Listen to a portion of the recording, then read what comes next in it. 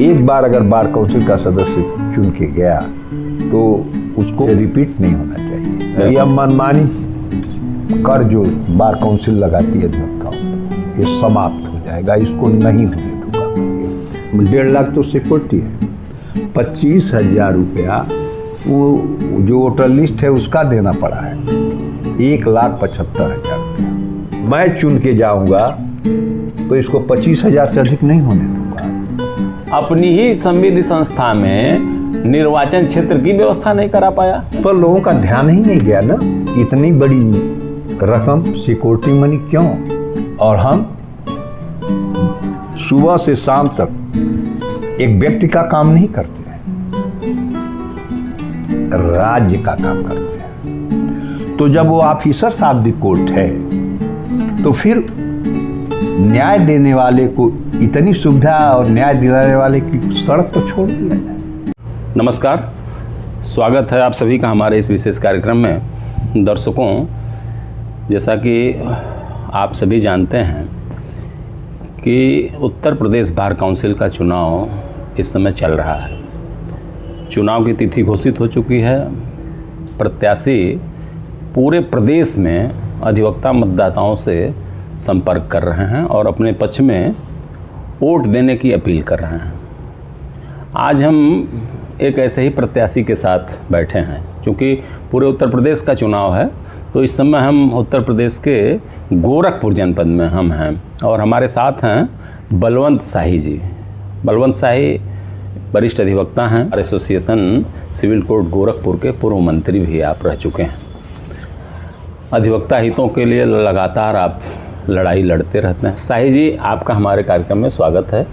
आपको प्रणाम मेरा। सबसे पहले तो मैं ये जानना चाहूँगा कि आपकी पढ़ाई लिखाई जो शिक्षा दीक्षा है वो कहाँ से हुई, क्या बताएंगे आप हमारे दर्शकों को? पहले तो मैं आपको ये बताऊं कि मेरा जन्म गढ़वा रामपुर महुआ पार में हुआ है। गोरखपुर जिले के गढ़वा रामपुर महुआ पार। मेरा गांव स्वतंत्रता संग्रामियों का एक गढ़ रहा है। अच्छा। मेरे ग्रैंडफादर जो है वह सिंगापुर के अच्छा आज़ाद हिंद फौज के सेनानी थे। मेरे नाना आज़ाद हिंद फौज के अच्छा सेनानी थे और वो बैंकॉक में थे, वो बर्मा तक लड़े थे। और मेरे बाबा और मेरे नाना, मेरे बाबा को 7 कोड़े की सज़ा मिली थी सिंगापुर में। अच्छा। और 7 दिन तन्हाई काटे थे मेरे बाबा देश के लिए, देश के बाहर। और मेरे नाना भी 15 दिन की तन्हाई काटे थे और 7 कोड़े की सज़ा उनको भी मिली थी। यानी स्वतंत्रता संग्राम सेनानियों का आपका परिवार? हाँ, मेरा परिवार। आपके पिताजी? मेरे पिताजी तो एक बहुत अच्छे पहलवान थे, पक्की बात की। अच्छा। और बाद में उन्होंने रेलवे में नौकरी किया, फिर उसके बाद बैंकॉक चले गए।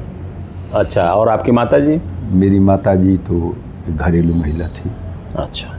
चलिए, बहुत अच्छा। जो है, क्या नाम था आपके माता पिताजी का? मेरे माताजी का नाम था श्रीमती शारदा देवी और पिताजी?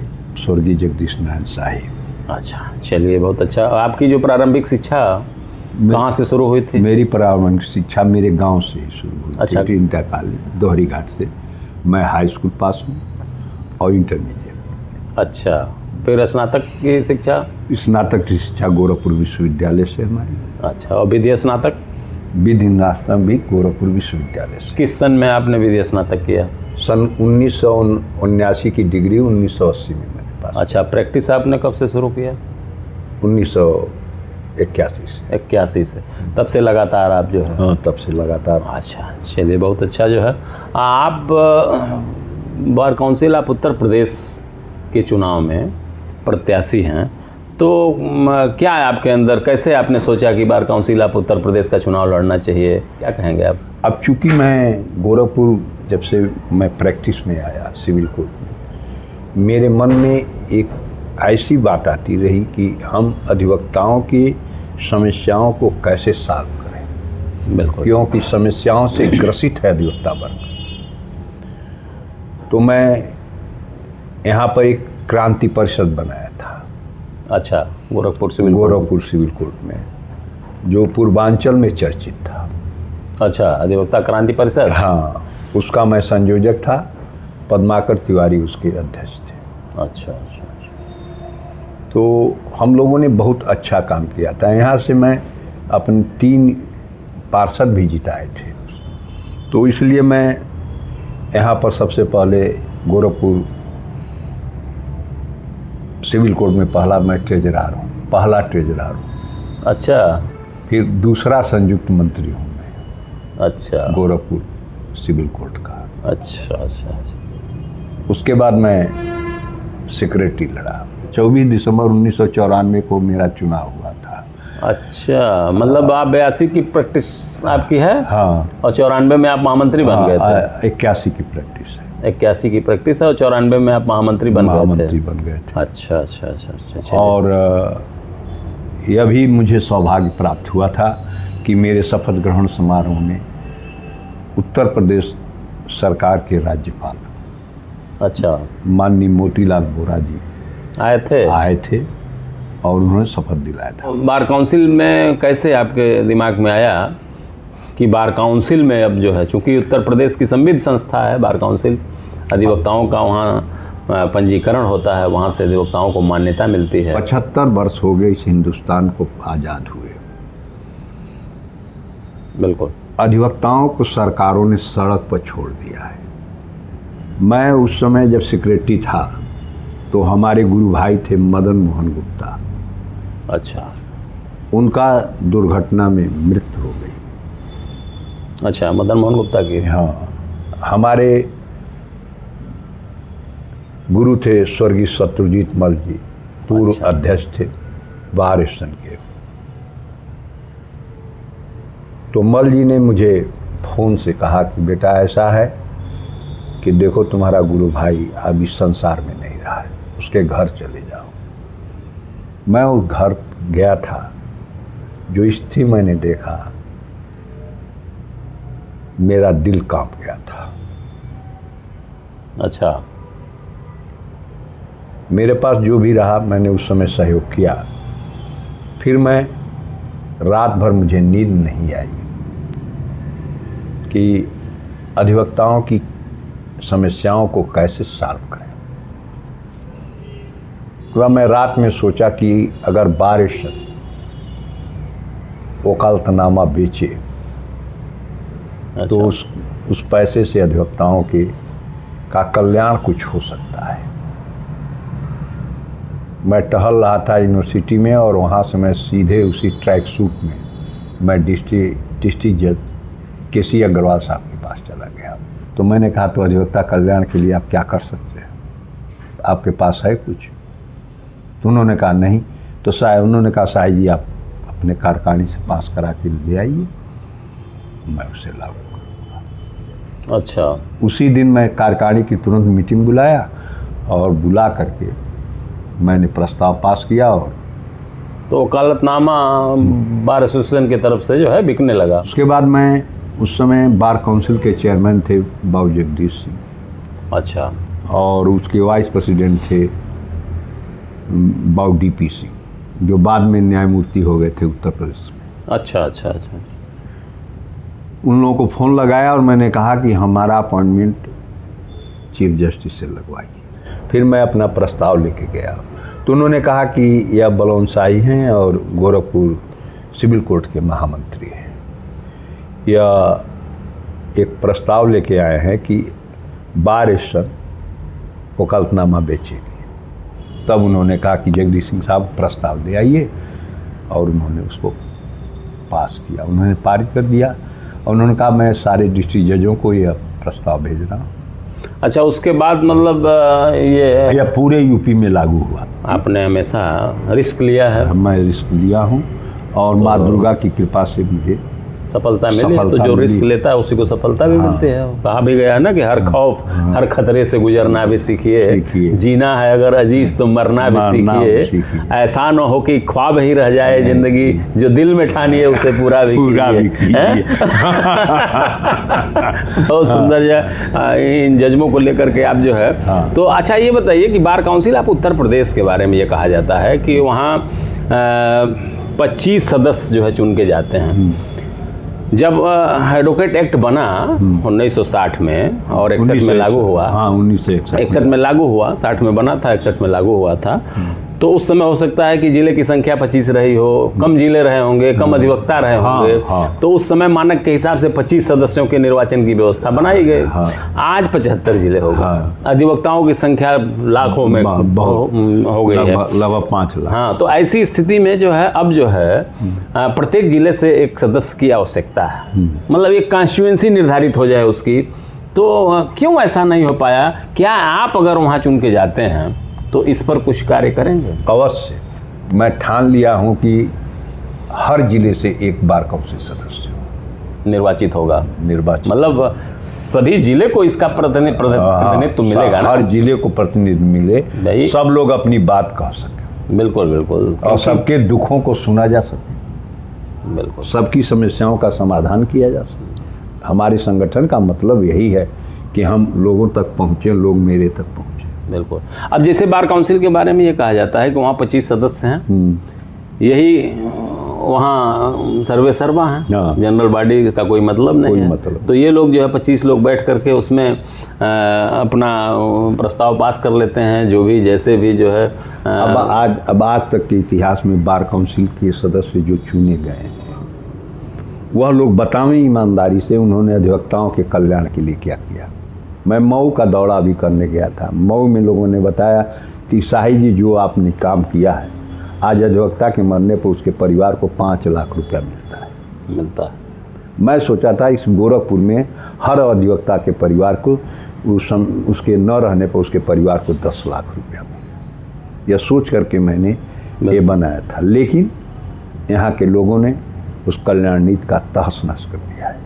तो बार काउंसिल के चुनाव में आपने पर्चा दाखिल कर दिया? हाँ जी हाँ। कब दाखिल किया है आपने? शनिवार के दिन का 15 तारीख। अच्छा, तो पर्चा दाखिला के संबंध में बड़ा जो है सुनते हैं कि जो वहाँ जमानत राशि जमा हो रही है, हाँ। वो काफ़ी बहुत भारी भरकम रकम कर दी गई है। हाँ। क्या है इसमें जो है?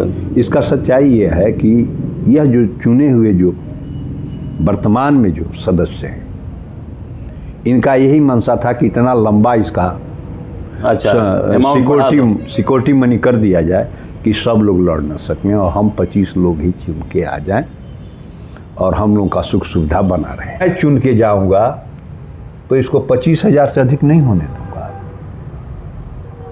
मैक्सिमम 25,000। बिल्कुल बिल्कुल, बहुत सुंदर। अधिवक्ता रजिस्ट्रेशन के नाम पर भारी भरकम फीस जो है देश के सारे बार काउंसिलों के द्वारा ली जा रही थी, अधिकांशतः बार काउंसिल के द्वारा ली जा रही थी।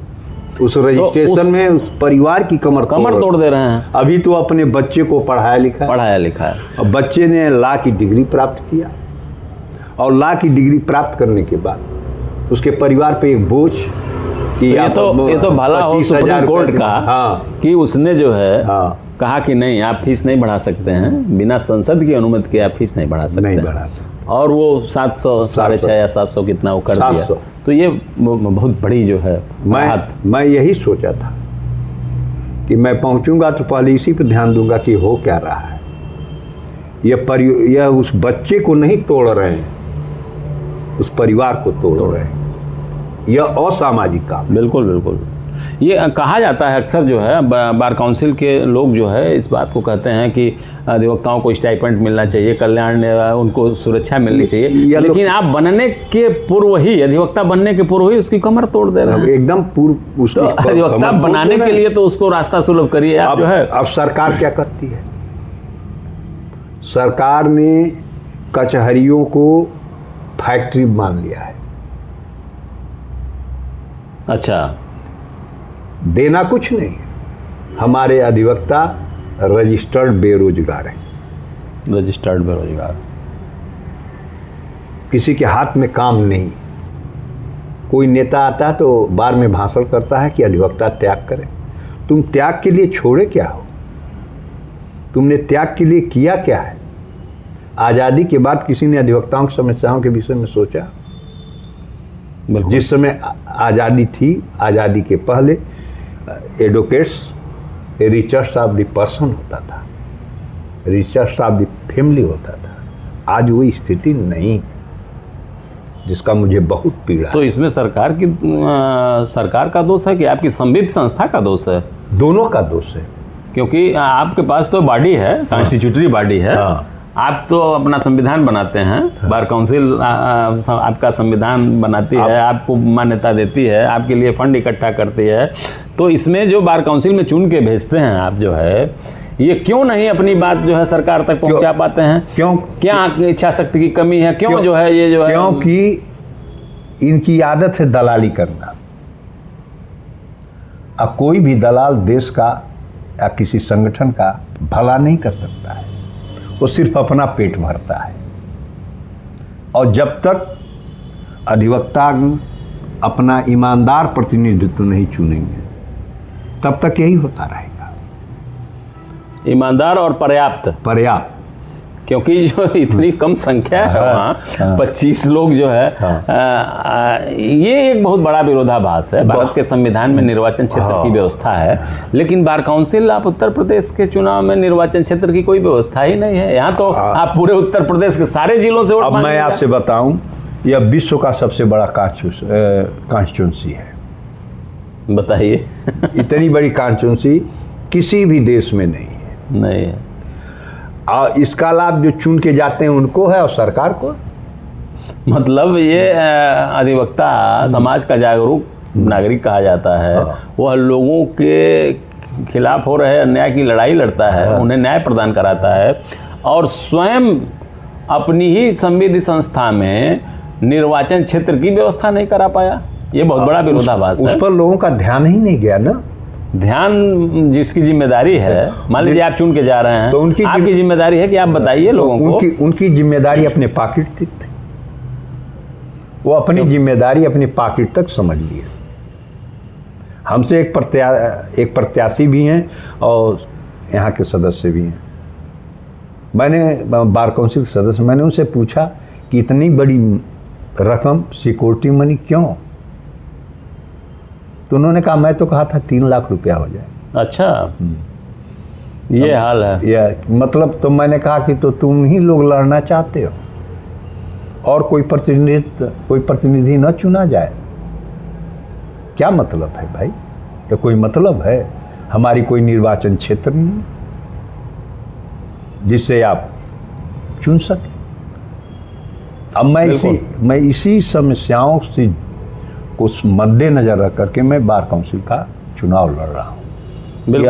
अधिवक्ताओं को कैसे सुरक्षित रखें, अधिवक्ताओं को कैसे उनको आर्थिक रूप से संपन्न बनाना। तो अभी सुप्रीम कोर्ट ने कहा है, प्रिंसिपल लीड डाउन है, जिस समय अधिवक्ता कोर्ट में जाता है उस समय उसे ऑफिसर्स ऑफ द कोर्ट माना जाए। तो जब वो ऑफिसर्स ऑफ द कोर्ट है तो फिर न्याय देने वाले को इतनी सुविधा और न्याय दिलाने वाले की सड़क पर छोड़ दिया जाए, ये संभव नहीं है। दोनों को देना पड़ेगा सरकार को। हमारी जो संविध संस्था है उसका प्रतिनिधित्व करने वाला मजबूत आदमी होना चाहिए और ईमानदार आदमी, ईमानदार होना चाहिए। बिल्कुल। तो जब तक कोई ईमानदार नहीं रहेगा, अपनी बात सरकार के पास कैसे रखेगा? यह जो चुनी हुई, ये जो संस्था, जो चुने हुए लोग थे, ये आज तक मुख्यमंत्री और राज्यपाल से नहीं मिल पाए अपनी समस्याओं को लेकर के, अधिवक्ताओं की समस्याओं को वही सब साइड कर लेते हैं।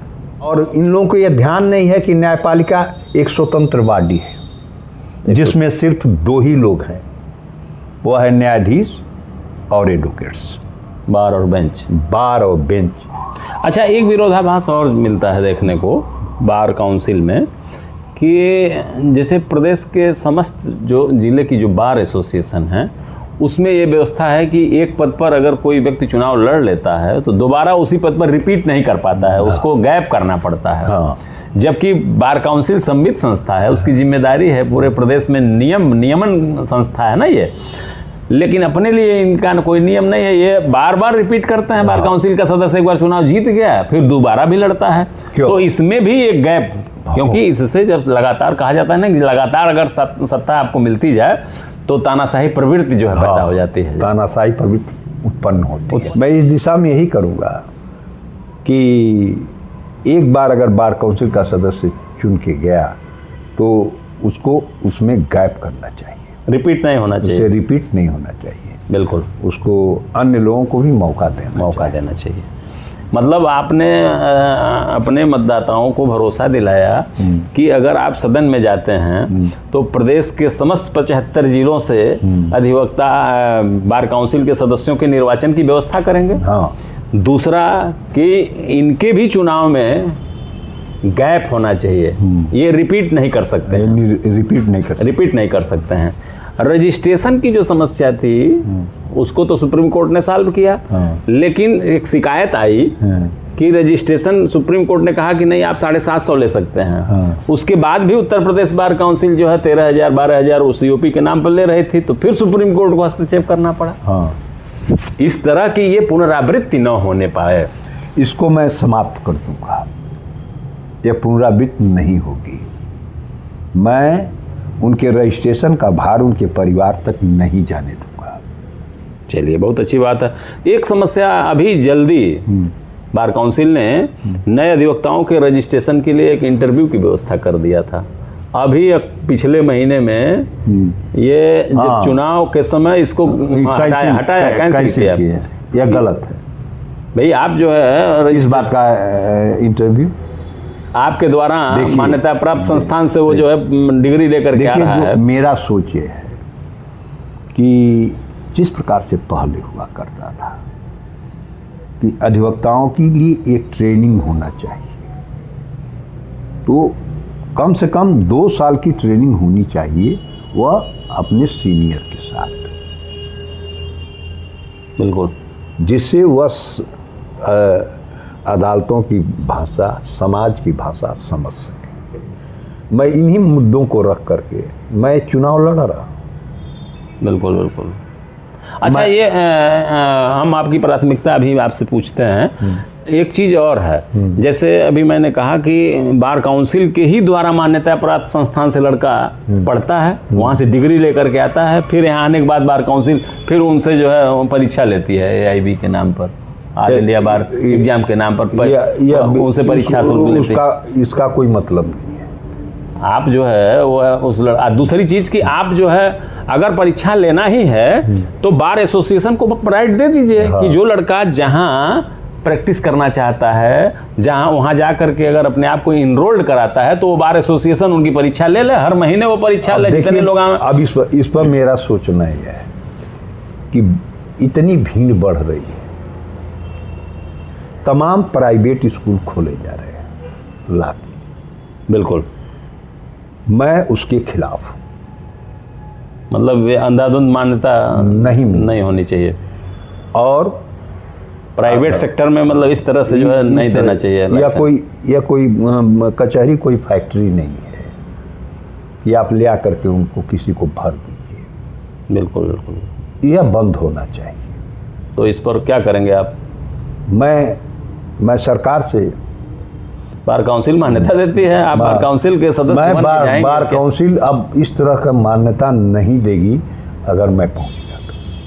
चलिए, बहुत सुंदर। जो अच्छा, बहुत सारे शुल्क जो है अनावश्यक शुल्क बार काउंसिल के द्वारा लगाए जाते हैं। जैसे मान लीजिए अगर किसी अधिवक्ता के खिलाफ कोई शिकायत है तो उसमें एक निर्धारित फीस है कि आप इसमें जमा करिए तब शिकायत दर्ज होगी। आपके खिलाफ कोई एक्सपायरी आर्डर हो गया, रिकॉल कराने जाते हैं तो आप यहाँ कोर्ट में 2 रुपये के टिकट पर रिकॉल कराते हैं, वहाँ पता चलता है कि 2,500, 3,000, 4,000 फीस लगाते हैं। तो ये अनावश्यक शुल्क जो लगा करके टैक्स की तरह जो है, यह मनमानी कर जो बार काउंसिल लगाती है अधिवक्ताओं, ये समाप्त हो जाएगा। इसको नहीं होने दूंगा, मैं इससे खत्म करूंगा। बहुत सुंदर। अच्छा, तो आप जो प्राथमिकता जो आपकी है क्या है आपकी? आप चुन के जाते हैं अगर, तो क्या है आप अपने दिमाग में आपने जो सोचा है, क्या करेंगे?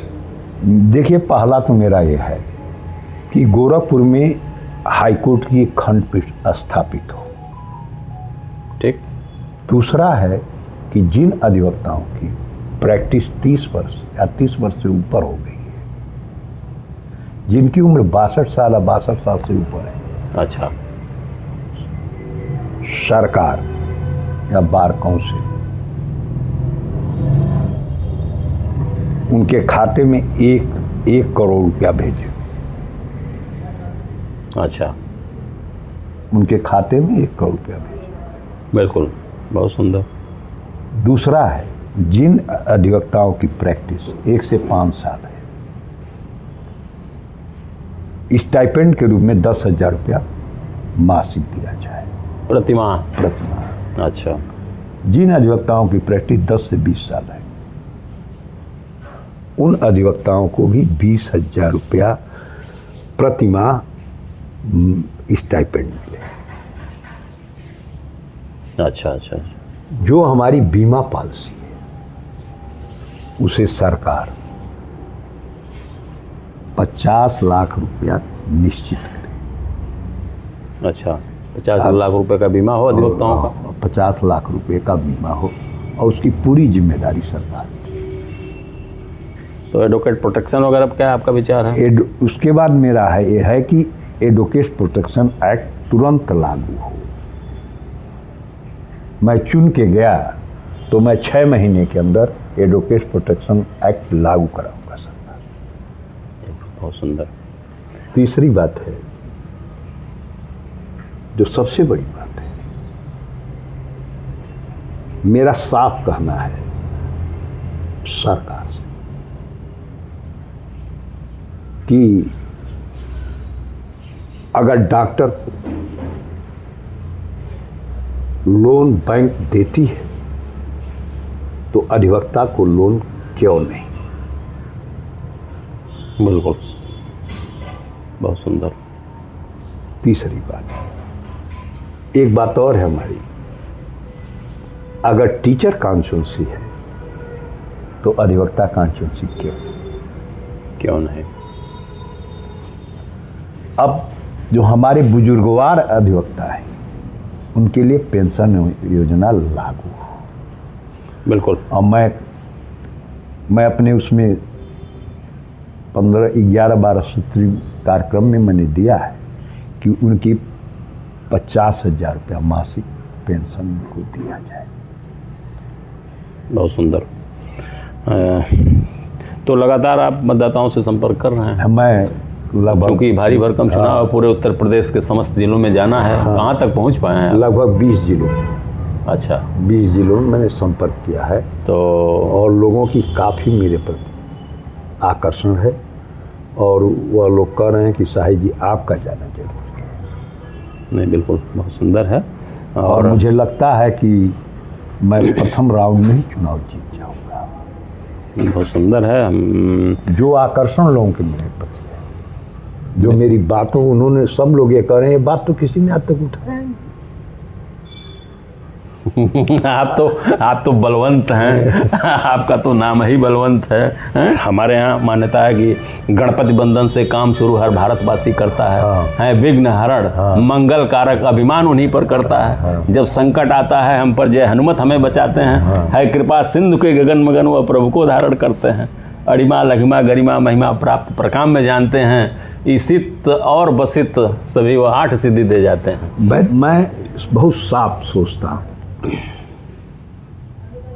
कि इस देश को बचाने वाली सिर्फ 2 कौमें, अधिवक्ता और पत्रकार। यह दोनों ईमानदार और अपने साहस को बनाए रखें। चलिए, बहुत सुंदर साई जी, हमारी शुभकामना है कि आप बार काउंसिल जैसे संविध संस्था में गोरखपुर, चूँकि किसी एक कॉन्स्टिट्यूंसी को कोई निर्धारण नहीं है, आप उत्तर प्रदेश बार काउंसिल में अधिवक्ताओं का प्रतिनिधित्व करें और अधिवक्ताओं के कल्याण के लिए जो आपकी सोच है वो फलीभूत हो। निरंतर आपका प्रयास, निरंतर आपका संघर्ष जारी रहे। हमारी ढेर सारी शुभकामनाएं हैं। आपने अपना अमूल्य समय दिया और हमारे दर्शकों को बहुत अच्छी अच्छी बातें बताई, अपनी योजनाओं से अवगत कराया, अपने जो आपके संकल्प हैं उसके बारे में जो अवगत कराया, इसके लिए आपको बहुत बहुत धन्यवाद।